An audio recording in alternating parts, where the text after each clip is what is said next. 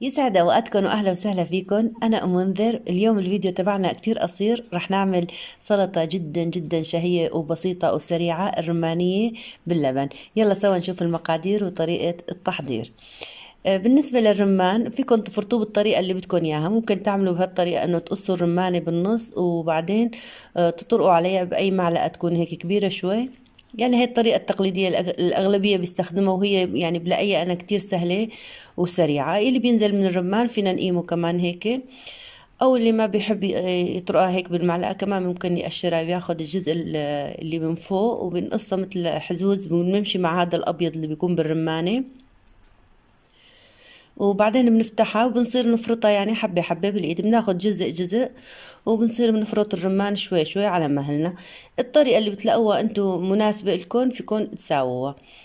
مجهزة هلأ هون لنعمل السلطة. حطيت كوب وممكن نحتاج أكتر يعني حسب كثافة اللبن. يعني ممكن اللبن يكون مريء شوي أو جامد، لأنه هي مقادير تقريبية. حطيت معلقتين من اللبن وبدي تضيف عليهم معلقة من المايونيز. أنا عم بستخدم معلقة الأكل يعني معلقة الكبيرة.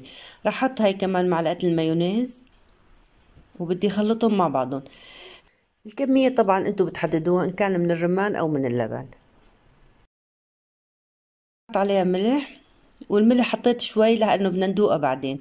هلا حطيت كمان هون معلقتين من الليمون. إذا كان عندكم الرمان كتير حامض فيكم تحطوا عصير، بس يعني معلقة واحدة بس من الليمون. بخلطهم كله لحتى يتجانسوا هيك مع بعضهم، وبضيف عليهم الرمان.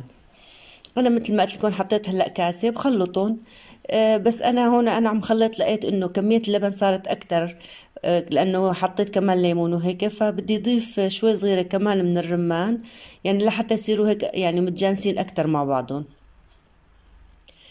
بخلط هلا الكل هيك مع بعضه بهالشكل هذا.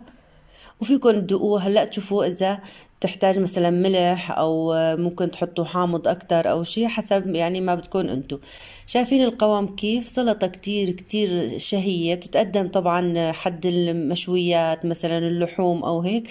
وهلا الرمان متوفر بالاسواق، فيكم تسووا. رح اكسر اللون، حط هيك شوية من البقدونس مفروم، بحط كمان من الرمان نفسه يعني لحتى يبين انه هذا طبق يعني من الرمان. سلطة شهية وبسيطة وسريعة مثل ما شفتوا، ما بتحتاج وقت كتير. بتمنى يكون عجبكم شغلي لليوم. إذا حابين تدعموني اعملوا لايك وشير للفيديو، ولا تنسوا تتابعوني على القناتين، قناة مطبخنا السوري وقناة يلا نتحلى.